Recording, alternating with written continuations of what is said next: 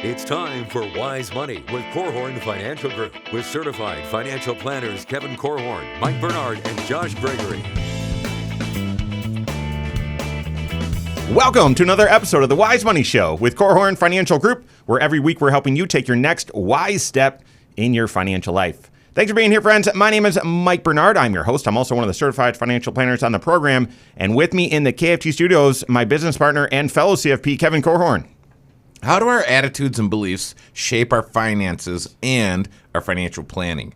We're excited to welcome financial behavior specialist Ashley Quamme to the show today for a deep dive into psychology and finances. Okay, so this is going to be a different episode, guys. So put your seatbelt on. What if we said that the strategy, the planning, all that fun, geeky stuff that we talk about every show, what if we said that was half? That was half of the work.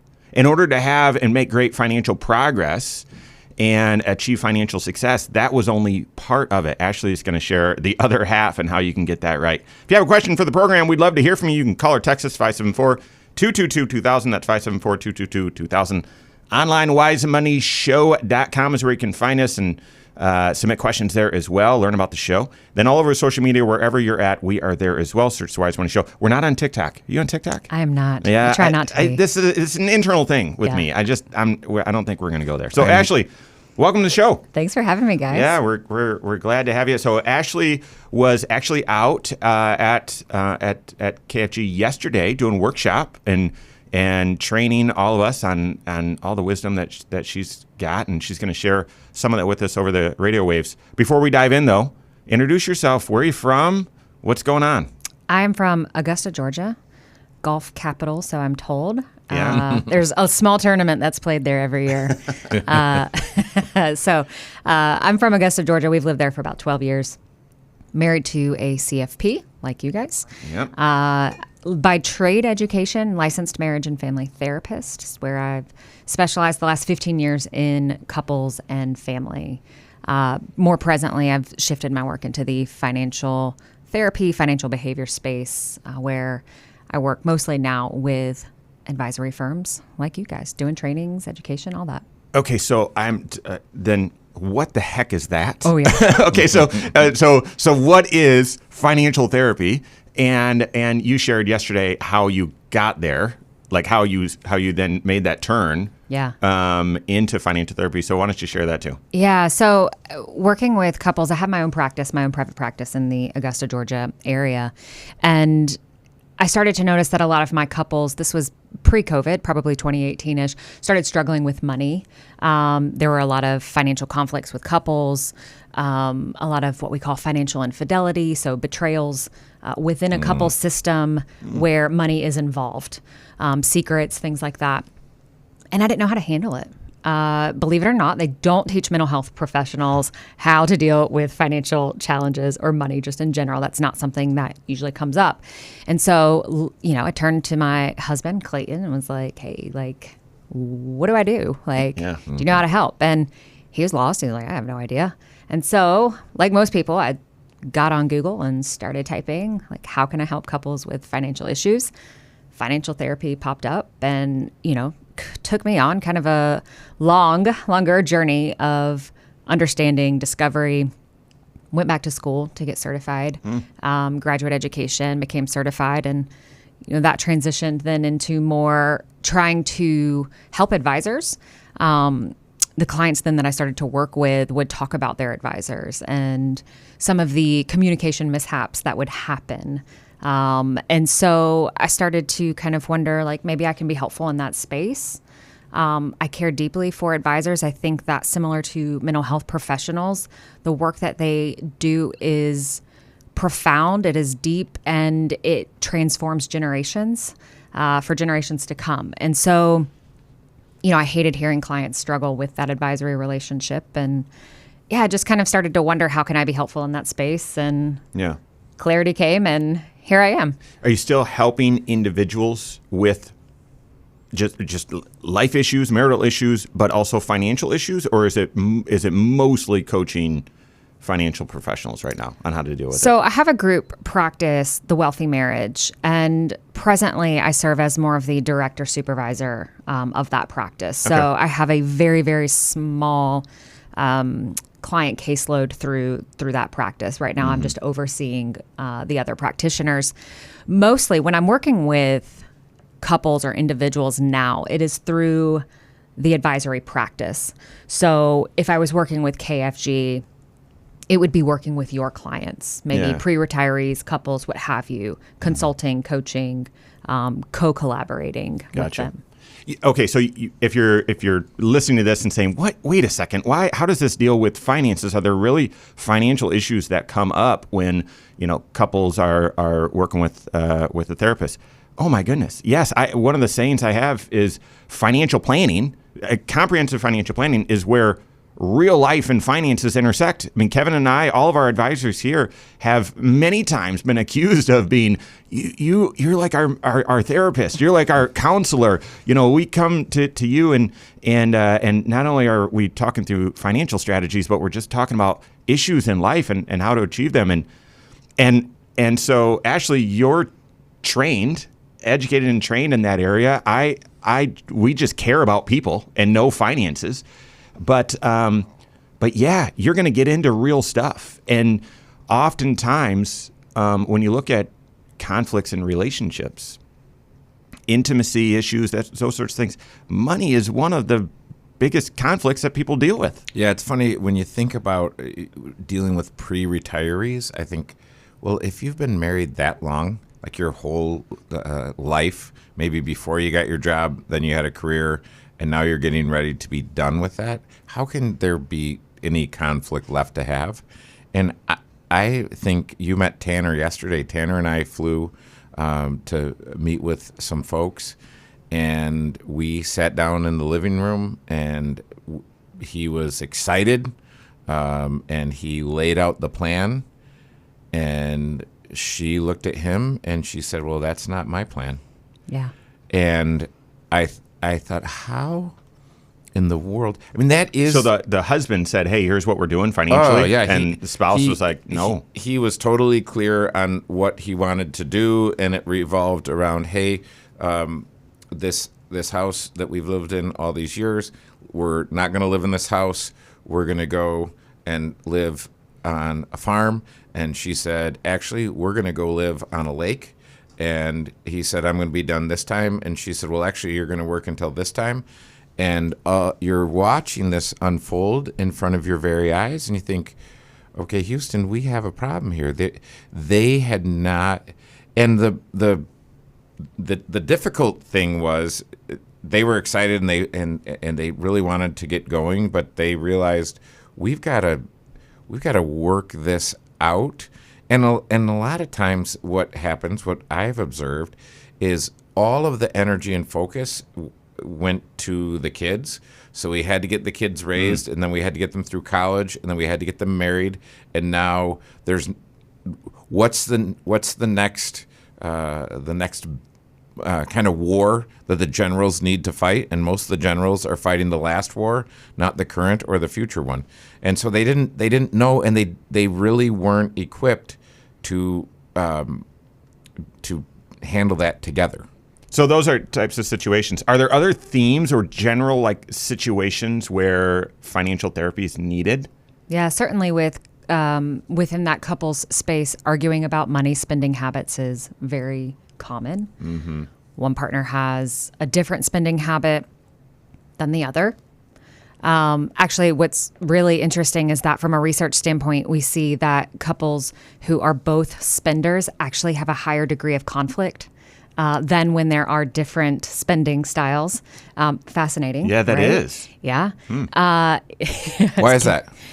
Well, spending, when you have a spender and you have more of a saver, and that's just kind of common language that, kind of we use here within that, there's almost kind of this neutralizing, right, kind of effect. And generally what we see is that, the saver is also doing and has a fair degree of control. From a gender standpoint, usually this is our male Is the saver? Is the saver generally. interesting. From, if we're talking about Yeah. heterosexual stereotypical couples here, they're usually our saver, females being more of the spender. And so usually there is, some level of financial management, saving, investing, things like that. When you have two spenders, we'll talk male and female here, generalizing, there's less of a vigilance. We talked about vigilance yesterday. Less of a vigilance around their financial health and long-term focus. It's more short-term. Okay. All right. I'm gonna cut you off. We're gonna pick that back up with special guest Ashley Quamme. That and more coming up on the Wise Money Show with Korhorn Financial Group. Hello, YouTube. Thanks for being here. This is the Wise Money Show. What you're watching right now is our weekly 1-hour talk show that airs right here on this channel, 10 a.m. Eastern Time every Saturday morning. Also on podcast at the same time, by the way, but also on a couple local radio stations, Northern Indiana, Southern Michigan, which is where we're headquartered, which is why the content's a talk show and it's like broken up in segments and all that sort of stuff. If that's not your flavor, that's fine. We've got lots of videos right here on this channel. Next Wise Step videos that air all throughout the work week, 10 minutes long or so, unless I get wordy, and taking one financial concept, applying it directly to your financial life. So make sure you hit that subscribe button, turn on notifications so you're made aware every time we drop new content. If you like the content, we appreciate it. Thank you. And share it as well. My goodness. All right. Okay. Good stuff. So that is I don't know if we want to keep I going want to pick that down back that, up. but Let's go. that is fascinating. We didn't say how Ashley got here. Yeah, you can't say everything, Kevin. Early on in this whole story. So, Actually, yes, you can. And I have made it my life's work to prove that every word that could be said should be said and will be said. It fits within our times. Okay. Anyways, no, this is good. I love this because it's fascinating to think about so let's pick it back up because all the stuff I want to say probably should be on the. So there you go. All that work with, hey, here's where we're going. We're not going to do any of that. And we can talk. I can roll. No, I know. And so, and this is bonus content. So if you have something that doesn't fit or maybe doesn't make sense in a segment, you can throw it on here. People listen. They speed it up to listen faster to get through it. And Perfect. yeah. Yeah, they slow me down. They speed Kevin on. They do. They do. Well, I'll tell you, when you listen to yourself and you think, will you please talk faster? And it's you, it's a challenge. All right, here we go. Second segment. Okay. Is there a difference between the roles within a relationship, the roles that you play with money, saver, spender, who pays the bills, who doesn't? And does that create conflict and strife? How do you deal with that? That's what we're working on right now. This is the Wise Money Show with Korhorn Financial Group. Thanks for being here. My name is Mike Bernard. With me in the KFG studios, Kevin Korhorn, and special guest, Ashley Quamme, Financial Behavior Specialist. Every episode of the Wise Money Show is on podcast. Wherever you listen, go check it out. Search the Wise Money Show, subscribe to it, or follow us there. And then rate the program there as well. We appreciate it. Ashley, you've got a podcast you just started as well. I want to plug it here. Yeah, it's Planning and Beyond. It's on Apple and Spotify. You can go on there and check it out. Awesome. Yeah. Awesome. So I cut you off. We were just talking about in a couple relationship. Yeah, there's a role that needs to be played, and that is someone's got to pay the bills and manage things. I have seen when both people try and do that, there's confusion. Did you pay this? Did I? So normally it will fall on one person, but then your CFP meeting, your financial planning meeting, hopefully is every 6 months or maybe even more frequently than that. That's when both of you get on the same page, or maybe there's a monthly convo. For at least my wife and I, after church on Sundays, before life got crazy with kids, that's when I would just, hey, here's what's going on in the financial life. Here's where we're at with our budget, blah, blah, blah. But the saver, spender mentality, like you were just starting to talk about some of the conflicts that arise from those two personality traits. So speak more about that. Yeah, there can be a lot of conflict that arises from that. And what I find with couples is, most of the time it's not about the numbers, right? The numbers, that's a content issue. It's like when couples fight about how to do the dishes, right? You're not actually fighting about the dishes. You're fighting about what's below the surface there, the context. And so when we look at financial conflicts within couples, oftentimes what they're really arguing or fighting about is the meaning that they ascribe to money, the values that they have, the beliefs. We talked about beliefs and attitudes, right? And so we tend to focus more on this disagreement around, should we spend this much on this home renovation, or should we, forego the renovation and wait and save, or find ways to DIY it, right? We're talking about values here, right? It's not about the numbers and how to handle that. It's really about what do we each value. And when couples can, take a step back and stick their heads kind of below the waters and look at, okay, it's really not about these numbers here. What we're really talking about is, what does money mean to us? What do we value from it? And how do we want to handle maybe what is our differences and values here? Yeah. How do we want to navigate that? They fare financial conflicts far better than other couples. I mean, so communication. I'm thinking of a couple different things. And one, oh my goodness, my sweet wife, Cindy, when she had the guts to say at a certain inflection point, hey, wait a second. We haven't been on a vacation in like 2 years. I know you're saving and you're putting this money away. Could we put a little bit of this? And I got to tell you, and she did it just like with that approach and that tact. I mean, what an unbelievable person. And it hurt. Like, I'm like, no, we need to save. And then somehow, through God's grace, probably I need to hear her right now. And I'll tell you, that communication, not to keep bringing it back to your CFP's, your financial planning meetings, but that's often where you get on the same page, and this sort of stuff can get aired out, hopefully in a healthy way. Yeah, so I thought it was interesting when we were talking about saving and spending, because I'm just going to say, a lot of times in a couple, especially it depends on how long you've been married, but those words are not received well. And I can tell you this as a guy that would rather save for the future than spend on stuff today. I would be the world's most boring person ever if my wife didn't help me with that. But Ashley, you said something interesting. You said if you've got a saver and a spender, whether it's the husband who's the saver or the wife, but you've got one of each. And you said they tend to neutralize. I'm curious about the difference between neutralizing, because I think that'd be a positive thing, versus polarizing, which is, okay, I'm the saver and I'm frustrated. I have no idea how to control the situation and make it so that my wife doesn't spend. So I'm going to go so far to this direction that I can pull her to the middle, and then we can have some sort of, because I do think, hey, neutralizing, that could be positive. Polarizing, I've seen that, and it can be really not positive. Yeah. It's not uncommon that we find or marry our financial opposite. Huh. Right? It's usually not. That's not uncommon. That's not what I was looking for. But to that end, subconsciously, sometimes what we feel from that, or why we gravitate to that, is because they offer something that we're lacking and or need. My husband Clayton, shockingly, he is more of the saver. I am the spender.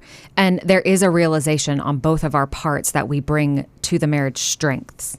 And so what I try to help couples understand is that there's strength in both saving and spending. And if you can lean on each other's strengths, the marriage tends to go well, and your financial health really shows. The thing when we have two savers, or really more two spenders, where there's just more, conflict here, is that there's not that grounding type of effect, right? And there is then also competing for resources as well. Yeah. So if Clayton and I were both spenders, right, we would be competing for the same resources here and spending, what we want. He would be spending on golf and hunting and fishing, and that would really interfere with my ability to go and get my hair done and buy cute shoes and all the things that I want to do. And then there would be this conflict because our financial resources, they are finite, right? Yeah.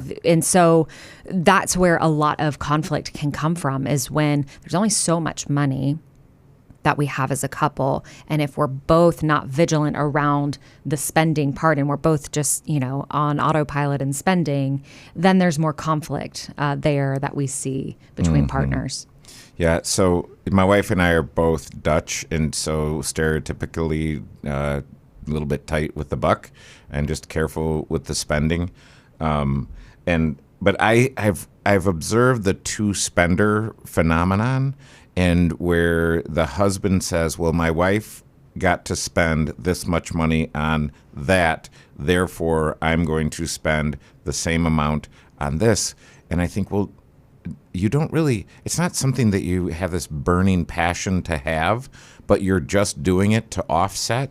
And you're right. These are finite resources. Like you guys are not pulling on the same side of the rope. Okay, I was just going to say that. So, Kevin, early on in my career, I don't think are you a trained clinician? Or where did you get this wisdom? I'm not, but I'll give it a look. Oh, say so.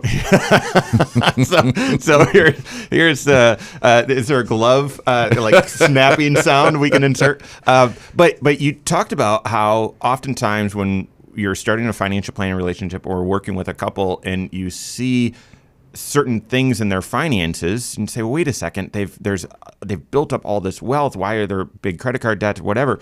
And you said, when you can help concentrate a couple towards a common goal, common financial goals, then they're pulling the sled in the same direction. When one person makes a financial decision that the other person's not on board with, that other person tends to make an opposite decision to try to polarize. Now they're pulling on opposite ends of the sled. It's going nowhere. So as a financial advisor, you need to hear those things and recognize and get to the root of the problem. But then also what are our common goals where we want to go together, and speaking to those strengths that each person in the relationship brings as well. This is why for couples, it's so important to be clear on your values, because values really drive those financial goals.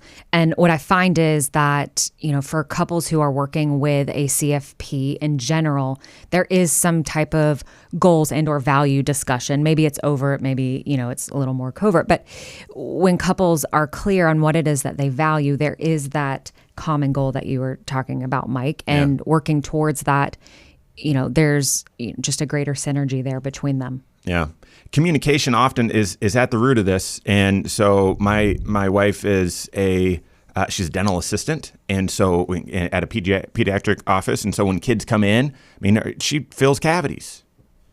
But that's not solving the problem. Solving the problem is the hygiene issue. And oftentimes when there's financial issues, a CFP maybe will come up with strategies to help deal with them, but that doesn't fix the problem. The underlying problem might be identifying those values, those differences, getting on the same page, and having great communication.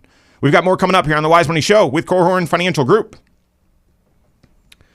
I've used that analogy so often from those early days, Kevin, working together, where oftentimes people come in and say, we've got this credit card debt because so-and-so hid something or made this decision, and we just need this strategy to solve it. And it's like, no. We need to get to the root of the problem. Right.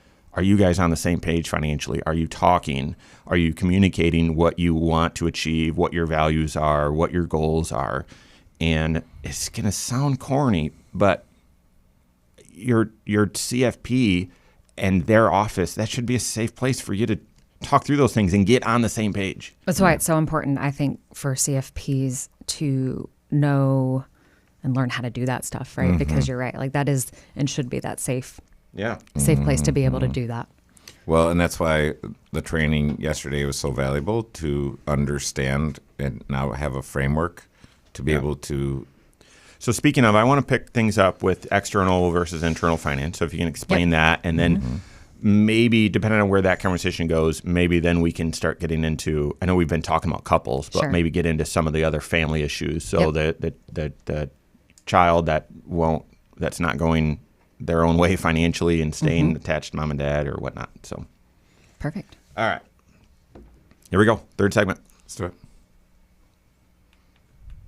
What's the difference between internal finance and external finance? And external is fun, it's numbers, it's math, it's strategy. But the internal stuff, if you don't get that right, or if you don't know where you stand there, The external, you might be, hacking away at the wrong jungle, going the wrong direction. So we're getting into that right now. This is the Wise Money Show with Korhorn Financial Group. Thanks for being here. My name is Mike Bernard. With me in the KFG studio, Kevin Korhorn, and special guest, financial behavioral expert Ashley Quamme. Every episode of the Wise Money Show, as well as a lot of other content, is on the YouTube channel. Go check it out. Go to YouTube, search the Wise Money Show, subscribe to it there. And you can share this content as well. Very easily, leave questions, of course, but you can share this content. I probably wouldn't. I probably wouldn't say I'm having this financial conflict with my spouse, and instead of talking about it, I'm just going to say, "Hey, honey, you need this." Passive aggressive, right? Yeah, I probably wouldn't do that. But okay, so Ashley, in your training of our team yesterday, and as you train and work with financial planners and couples, I'm assuming you talk about the difference between external finance, which is mostly what we're talking about on the Wise Money Show. Should you do a Roth conversion? What are some tax planning strategies, those sorts of things, versus internal finance. So what's the difference, and why is it important to be in tune to the internal finance side? Yeah, they're two sides of the same coin, really. And as you said, the external dealing more with what we call kind of the nuts and bolts, the numbers, the Roth conversions, the tax strategies, the investment strategies, all of that. And those are important, very important for our overall financial health. But the other side of that coin is the interior, and that's our attitudes, our beliefs, the emotions, the thoughts that we have around money. Understanding that internal side, that interior side, is important because it really drives the external part. It drives the behavior. It drives how, if we save, if we follow our financial planner's advice, if we make smart financial decisions, all of those things. And so it's important to understand that, because without it, we're on autopilot and we're just doing and spending or saving or not, or whatever it is, making financial decisions. And we're not making really conscious choices. We're not really in control. Mm-hmm. So how does someone get in touch with the internal side? Or is that just, hey, you need to be more self-aware, good luck? Or is there more to it? Yeah, there's a lot more to it. I mean, certainly awareness comes into play. Sitting down, we talked in the last segment about doing values, right? Yep. Talking about values, sitting down with your partner, sitting down with your CFP, or just yourself, and really thinking about what is it that I value? What are my top maybe 5 values, and how is my money aligning to those values? Is it or is it not? Mm-hmm. If I say that I value health, if I say that I value family, but I'm working all the time, I'm not taking vacations, there's an incongruence there with what I value and where my financial resources, time, and behaviors are going to. Mm-hmm. So that's one way, certainly, of doing it. Working with a CFP can be helpful. Working with a financial therapist, you can do some of that. Lots of great podcasts like this and others might be helpful. Yeah, I do think having the awareness that my money memories go back to my early childhood, and I think about money, how I was raised with money, and how I treated money when I was a child, how my folks treated money, how there are all these influences, and then as you're considering it and you're saying, well, is that influencing how I'm living today related to money? To me, that's the epiphany. And you might be listening to this saying, this is all touchy-feely. No, Roth conversion. Should I do it this year or not? And yeah, we talk about that all day. At the same time, Ashley, I think to steal one of your phrases, why do you think, feel, and do a certain way?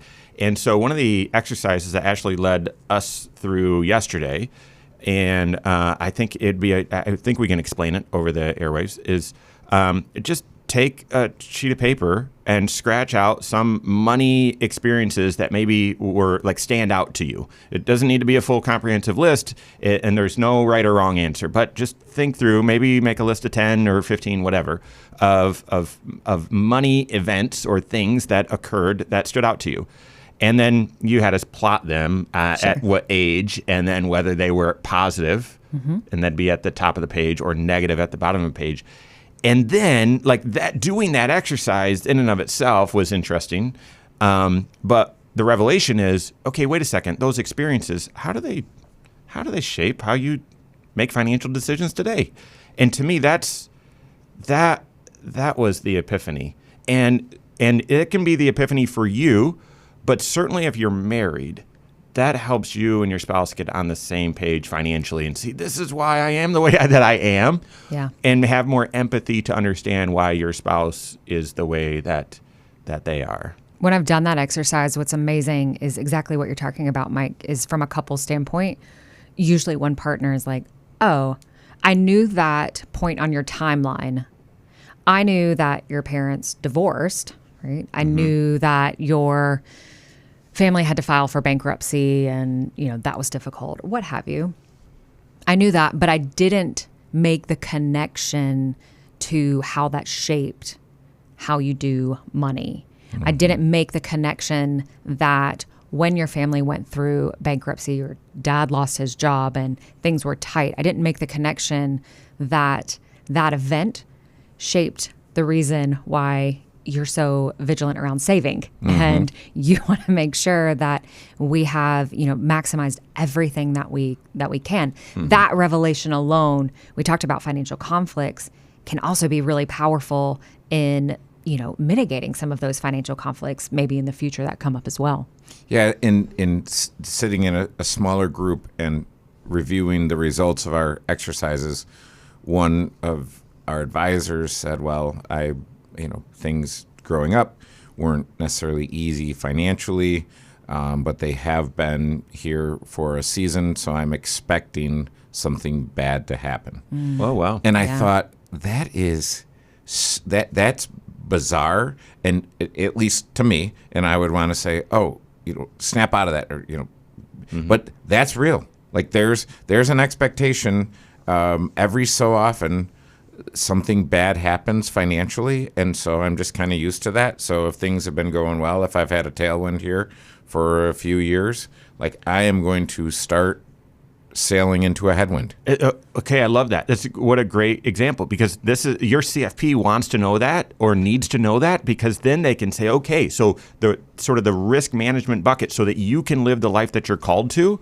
Let's make sure that we've got that emergency fund fully funded. Let's make sure that we go through the 5 major financial risks that we all face. And maybe for you, it's best not to live with those risks. Let's transfer them so that you've got that peace of mind.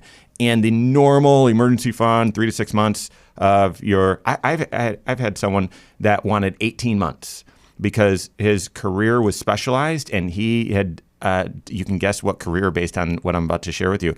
He said, I've done all the research on this, and on average, it takes about 18 months for someone in my field to find a new job that's paying something similarly. So I'm assuming I'd be able to get another job, but it'd be much less.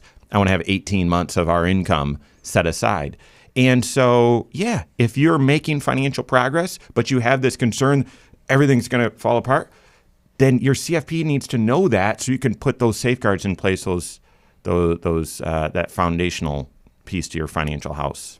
So I started talking about family issues there, and curious, and we're going to run out of time in this segment, but just to kick it off, sometimes there's conflict in a family that requires some really delicate conversations. You've got to confront it. And I'm thinking of 2 in particular, and would love to get some insight on, Ashley, how to best approach these. One is that you've got a child who should be on their own financially. They're out of school or maybe didn't go to school and they should be on their own, but they're staying connected and potentially either still living at home or still wanting resources to help fund their lifestyle. And so parents are wondering, well, are we enabling some behavior or what do we do? So that's one. And I'm just going to tease them out real quick and then we'll pick them up in the next segment. So that's one. I know we've talked about that several times on the show. So how do you handle that? One. And then 2, the opposite. And that is you've got parents that are they're aging and they're at a spot where they need either help with their finances or maybe are losing their own independence, but they don't see it. They're in denial. And you're seeing this sort of train wreck happening in slow motion and think, how do I help? How do I even communicate about those things? These are things that many of us have dealt with. We're going to get Ashley's input on how to navigate those conversations. That and more coming up on the Wise Money Show with Korhorn Financial Group. So sorry. It's fine. What? But as I started talking, I'm like, I'm going to give her 15 seconds. So I guess I Thank you might for as well not just giving me 15 seconds. stretch this out and Thank you. Yeah. get us all the way to break. Did we sufficiently make the distinction between internal and external finance? Are we I good thought with so. that? Okay. But I see that family stuff as a way to kind of pull that No, I back out and apply love it. dealing with that as I'm dealing with that. If you know what I'm saying? Mm-hmm. That is a great question. All right, so this fourth segment, we're going to land the plane somehow, and we'll kick this off. This is the fourth segment? Yeah, Oh, my. Yeah. That's fast. There's a lot. I know.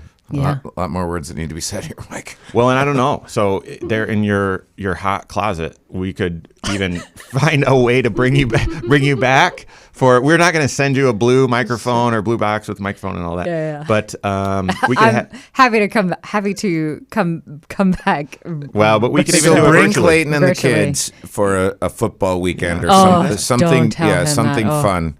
He would love That you have a good excuse Yeah, to yeah. take that direct flight from Charlotte and Yeah. get up here. So, because there's that is a joke. Early on when we were starting the show, someone from the station was like, "Listen, you're not going to be able to say everything," just because we were just trying to cram it all in one show. It's and hard. it's still easy to feel that way, but gosh, we're leaving a lot of stuff. Yeah, I off. get it. So we'll pick up Okay. the family stuff. So And yeah, then I would love to definitely- hear that, like how as a therapist you would approach that situation. I'll tee it up and I'll make it a lot quicker. We'll get to you. And then wherever that conversation goes, it'd be good to land, even if it's just a minute or two, on your work with financial advisors. So that, Correct. as Kevin said, if there's planners listening, they know.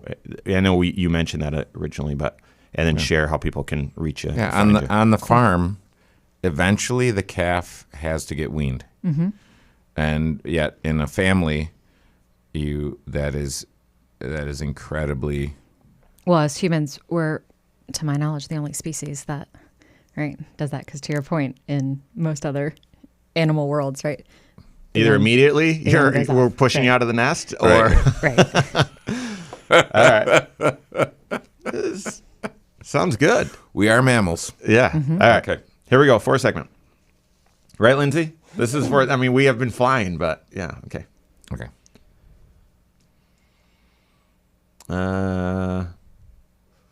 Okay. Here we go. Thanks for being here. This is the Wise Money Show with Korhorn Financial Group. My name is Mike Bernard. With me in the KFG studios, Kevin Korhorn, and special guest Ashley Quamme. Stay up to date on all Wise Money content. Find us online, wisemoneyshow.com. Then all over social media, wherever you're at, we are there as well. Search the Wise Money Show.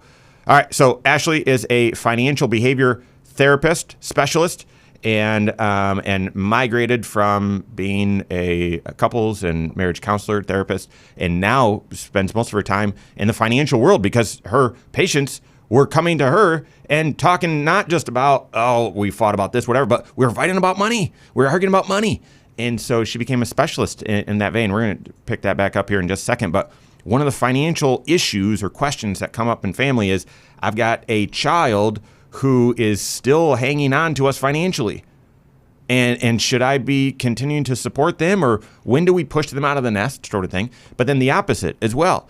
I've got mom and dad who aren't able to handle their own finances, maybe shouldn't even be independent anymore, but they don't see that. They're in denial. How do I handle that conversation?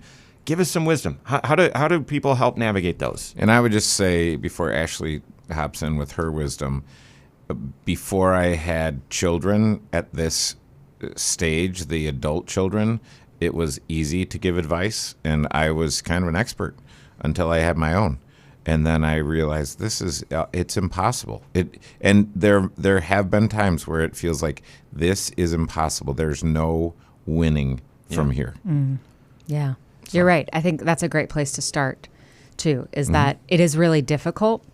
It's very easy to say this is what you should do and this is what is best for your family situation. But let's be honest, when it comes to our kids, for most of us, right, good parents, right, they hold a special place in our heart. And the idea of not helping them can be really painful for us. And so because of that, the work the work that I do, at least for me, this area in particular takes the longest, and it is some of the most difficult. It is not a short-term fix. It's not, make your kid get a job, kick them out, right, of the house and make them start paying all of their bills. That's usually what most people hear from their friend groups, right, or other, is just make them start paying their own bills. Then they will start to become responsible. So I'll talk about this and what I will say is that, for some adult kids, there are developmental issues, maybe even severe mental health issues that may require a family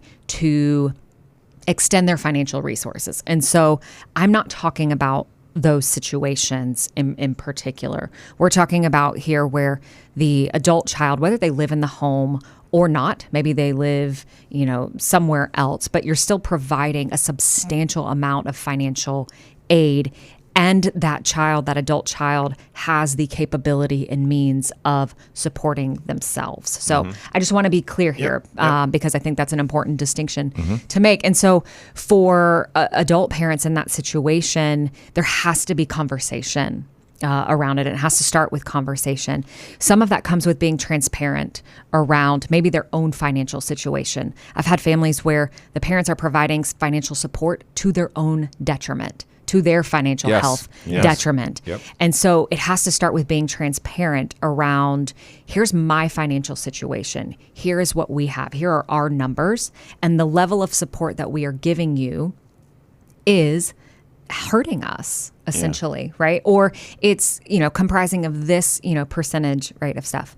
Ultimately, though, in conversations, and it's one of many, it's not a one and done type of conversation, there has to be willingness there on both sides.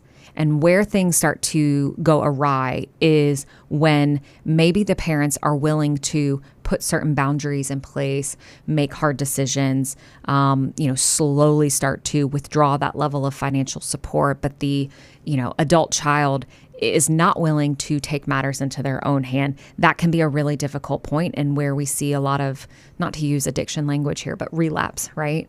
Because as parents, we don't want to see our kids struggle, especially if there are grandchildren involved, right? And it's, well, I'm going to continue supporting because my grandkids don't deserve, to struggle, or they deserve to be able to have opportunities, here. Talking with a therapist is paramount in this moment. You've got to get help from a professional. And some of that is having some humility, recognizing that you probably shouldn't be doing this on your own. You're going to need strength outside of yourself and maybe even the coupleship there. Family therapy can be extremely helpful, but at a minimum, at least you and your partner, your spouse, should be going and talking about how to navigate this pending the situation, because a lot of situations are different. And I was thinking that as well. Like, there's no shame. Get help. And now, you've been introduced to Ashley, and she can help. She's going to share how you can reach her and find her. The mom and dad aging in denial, I feel like I have this conversation a dozen times a year. Is that any different? Or is that one where, okay, know that it's a series of conversations and you need to get transparent and you need to sort of open up and share, this is what we're seeing, mom and dad, to hopefully all arrive at the same place. And if you get to a point where, okay, we have an impasse here, then get a therapist involved, get help? Yeah, very similar. It's one of many conversations. And for aging parents, planting seeds is a great approach, right? Mom, dad, you guys are aging. You're not getting any younger. Here's what we're noticing. Asking, from in this particular situation, asking your parents, what are your thoughts about it? Here's what we see. What do you think about that? Ooh, before you get to this point of, no, there's no more thinking, this has to be done. Correct. Before you go there saying, hey, what do you think? Oh, that's good. Right. Because Yeah. what tends to happen is when we push that perception, when we say, this is what's happening, how can you not see that? Naturally, like your parents are going to get defensive, and they're not going to be like, oh my gosh, you're right. This is what's going on, right? Yeah. From a brain standpoint, that's not going to happen. So planting that seed early, asking them what do they think? What do they see? What's their perception of it? And really kind of going from there.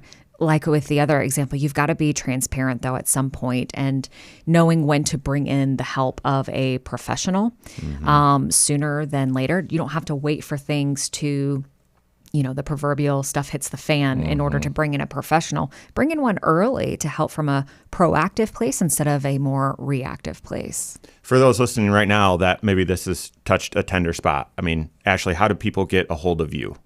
Yeah, so I'm out there on the internet, Ashley Quamme, marriage and family therapist. My practice is The Wealthy Marriage, and so you can type that into your Google machine. But there's also resources on the Financial Therapy Association website, and they have a listserv where there are a lot of practitioners there. If you need help, shoot me an email, reach out. I'm happy to connect if it's not with me with somebody else. And, I do that quite often. Or reach out to your CFP if you're working with one, because they may have connections with a family therapist or a therapist maybe locally in your area. I want to end there. As a fan of the Wise Money Show, every show we're going to tell you need to be working with a CFP, and they need to be doing comprehensive financial planning. If you're working with a CFP that's not doing planning, they're just trying to sell you an investment or whatever, you need someone that's helping you with all 6 areas. And in that relationship, this is a privileged spot. You don't talk about money with anyone else. Maybe you don't even talk about this that much with your spouse. And so you're going to share things with this individual or this team that you wouldn't share with anyone else. It's where real life and finances intersect. Ashley, a lot of your time is spent training CFP. So I would also say, and I know I'm not giving you much time, but you need to find a CFP that's doing financial planning that's in tune with the internal side of finance. Correct. Yeah. Yes. Yeah, that has those good communication skills. That's talking about values, talking about goals, talking about feelings, all of that. Yeah. So it's a journey, right? And I would also say your CFP, you do have to make sure that you feel comfortable sharing these sorts of things. And some of it might be on you. I'm embarrassed by this, but part of it might be, well, have they demonstrated that they're trustworthy and that they truly care about you authentically, and therefore you can be your full self and present everything that's going on, both externally but also internally. I want that relationship for you. I want that to be your CFP. Okay. So if that's not who you're working with, you need to go out and find them. So, all right, Ashley, thanks for being on the show. Yeah, appreciate thanks for it. having me. All right, that's all the time we have for today. On behalf of Kevin Korhorn, myself, all of us at Korhorn Financial Group, have a great weekend. We'll see you next Saturday for the Wise Money Show with Korhorn Financial Group. Securities offered through Silver Oak Securities, member FINRA/SIPC. Advisory services offered through KFG Wealth Management, LLC. Doing business as Korhorn Financial Group. KFG Wealth Management, LLC and Silver Oak Securities Incorporated companies are unaffiliated.